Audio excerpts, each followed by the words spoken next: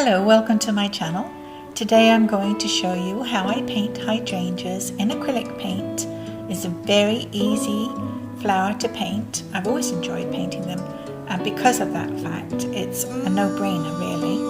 And there are a number of simple steps, probably about 8 or 10, we'll see as we go along, and you end up with these lovely, fluffy, gorgeous I'll call them spring flowers, but they sort of last quite a while, don't they? If you do enjoy the video, please help my channel grow by giving me a thumbs up. I'm using acrylic paints, titanium white, primary yellow, raw sienna, raw umber, French ultramarine blue, sap green and alizarin crimson. The first thing I'm going to do is paint my background on my 9x12 canvas panel, and I use ultramarine blue, some sap green, yellow and some titanium white to make it more opaque.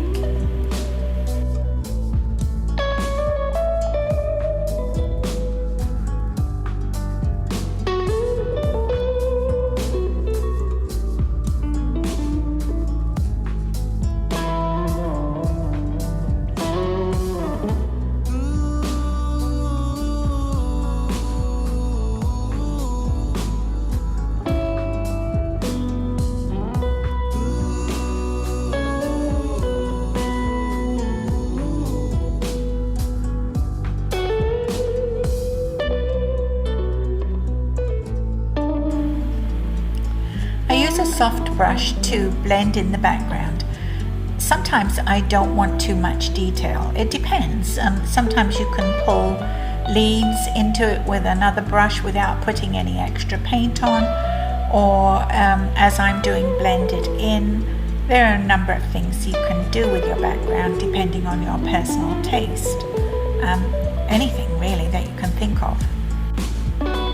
I've used bubble wrap and sponges to give texture to the background. It just depends on the individual painting and what you want for that one. I'm drawing in with raw sienna a cross to divide up my canvas, and it helps me decide where to put my blossom.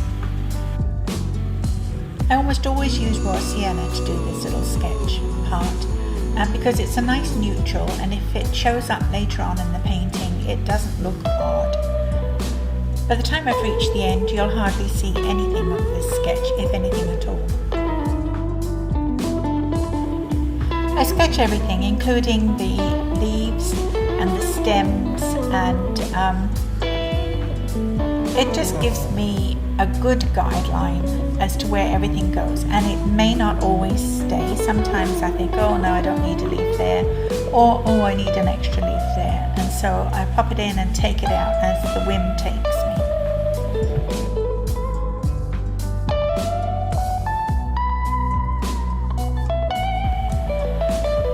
I paint 3 or 4 layers of petals on each hydrangea blossom. And I usually start off with something dark. Here I'm mixing French ultramarine blue and alizarin crimson to get a sort of dark purple colour. And you won't see much of that colour in the finished blossom. It'll peep through though, and it'll give me shadow areas which I may or may not enhance, depending in my middle layer where I need more light or more dark.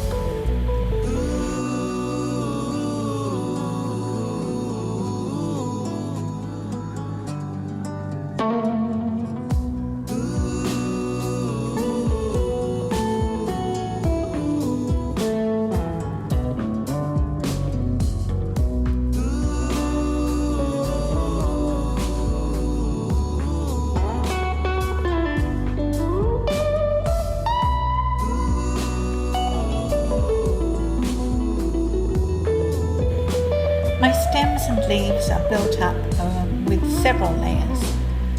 Whatever I have on my brush, I tend to reinforce my stems in particular with, and they can end up with a green, a blue, a red, raw sienna. Just about anything that I have on my palette will go into building up the stems.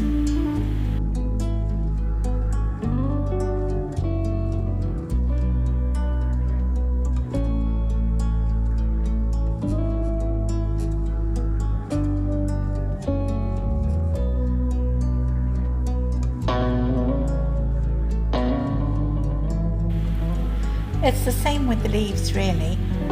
It's whatever I have on my brush. I try and get everywhere in my painting. It sort of makes it cohesive. It brings it all together. If you can spread all the colours that you're using around the entire painting. Well, that's the way I paint. I'm not saying that everybody does that. That's just my way of painting. At this point it looks a little dismal, but it's the shadow that will peep through between the petals. I like to use a rounded filbert to paint petals, and each little floret usually has 4 petals.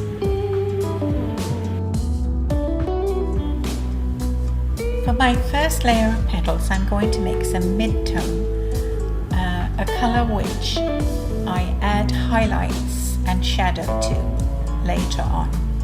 This is the base colour of the hydrangea. At this point I'm not painting the florets, I'm just getting petal shapes onto the space that I've allotted for the bloom, and they're quite haphazard.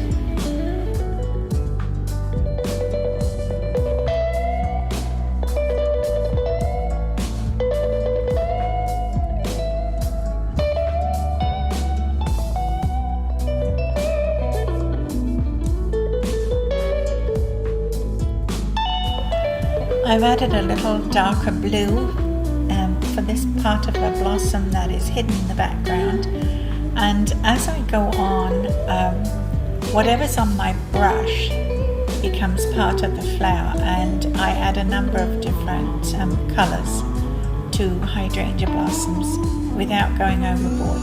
But I like the way the paint mixes on the canvas itself rather than having to mix it on my palette, although I do that too.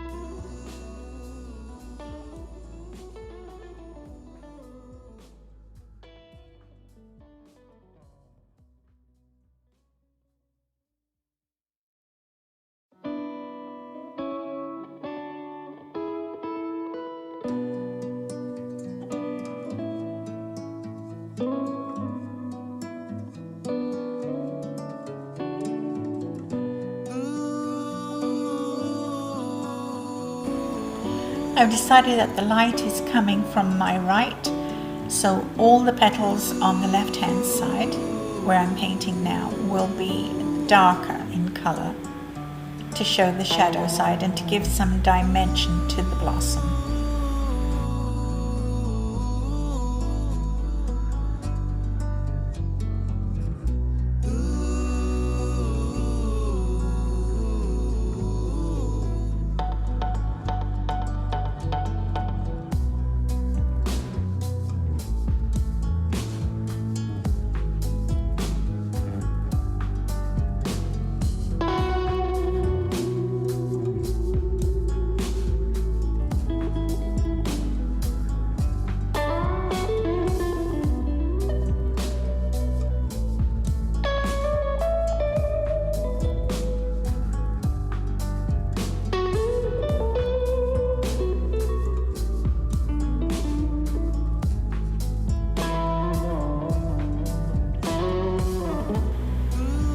Hydrangeas have very big leathery looking leaves, and I'm using a 3/4 inch flat and the edge of the flat to define the shape of the leaf. I first make a blob and decide on the center line and pull all the edges of the leaf from the outer edge in towards that center line, if that makes sense. I feel that gives me a good leaf shape without having to go into the added detail of leaf veins, and I like the way that looks. I am satisfied with that. I don't feel that I really need to add anything else. I do add lights and shadow to depending on which side I'm dealing with.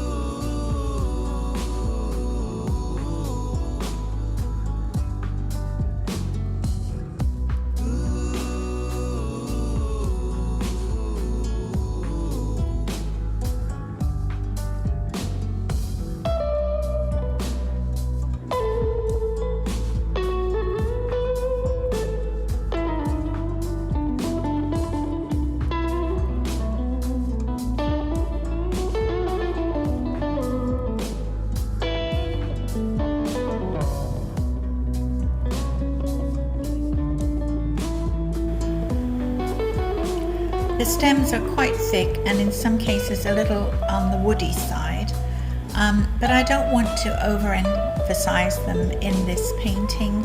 It's really all about the flower itself. So I will finish them, but they're not the main thing.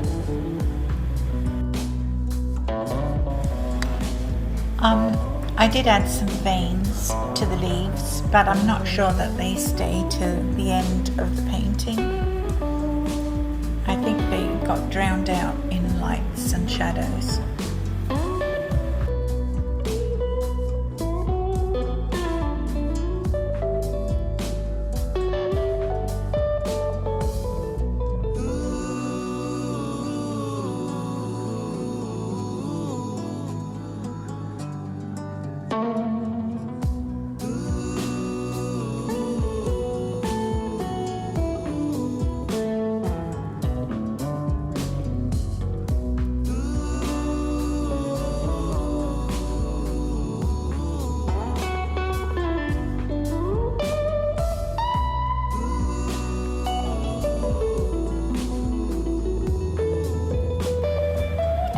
I just love alizarin crimson, and it always ends up in my painting. I always find a place to put it. I feel that it livens a painting up no end to have that in there.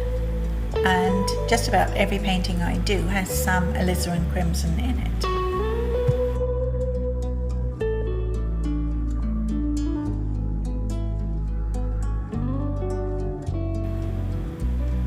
I've decided I need to make the shadow side of the bloom a little darker, so I'm mixing this greyish blue for that purpose, and I won't use very much of it, but making these adjustments is part of painting the hydrangea, and all through the painting I will be adjusting my light and shadow, because that's the way I paint, and other people may not do it that way. They may be more organized. There are so many ways you could do this, and there are a lot of artists painting hydrangeas. So I always suggest watching them, all of them, as many of them as you can, and then, gather together your own technique, and you'll end up with your own individual method.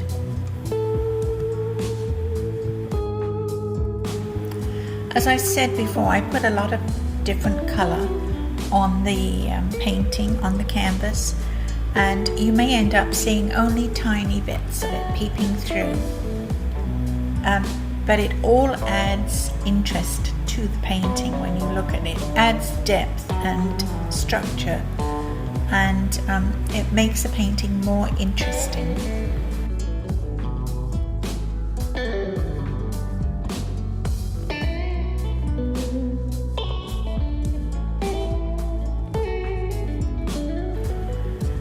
I'm using straight titanium white on the light side of the flower.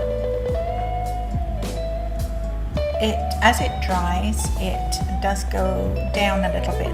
It's not as bright, and I sometimes come in and retouch it, but it gives a really nice highlight.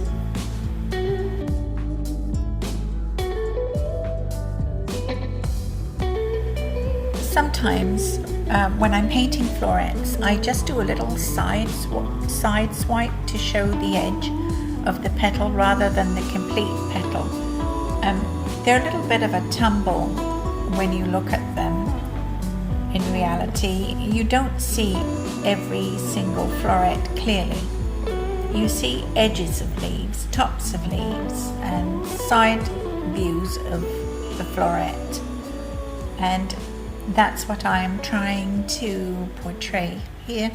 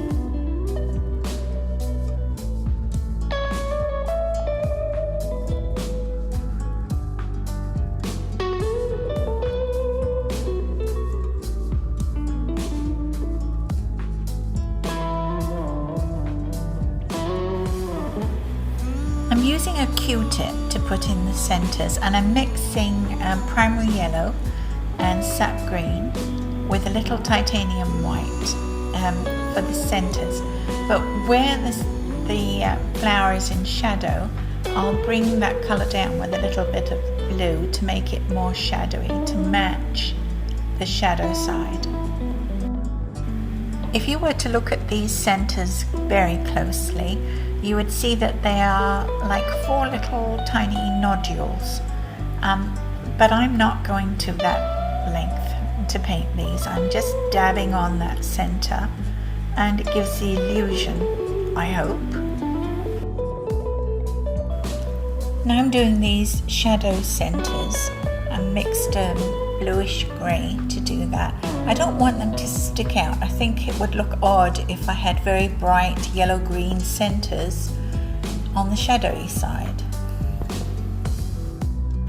I did this with a Q-tip, but when you're working with acrylics, you can use a paint pen just as easily.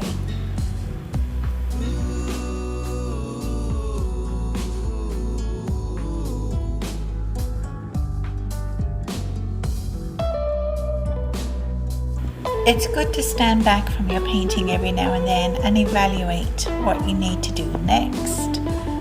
See if there's anything you want to change. Using a mix of primary yellow and sap green, I did put some light on my leaves, but I lost the video for that little bit. But I used the exact same method, drew the edge of the leaf into the center with a flat brush, and I'm adding some twiggy bits now.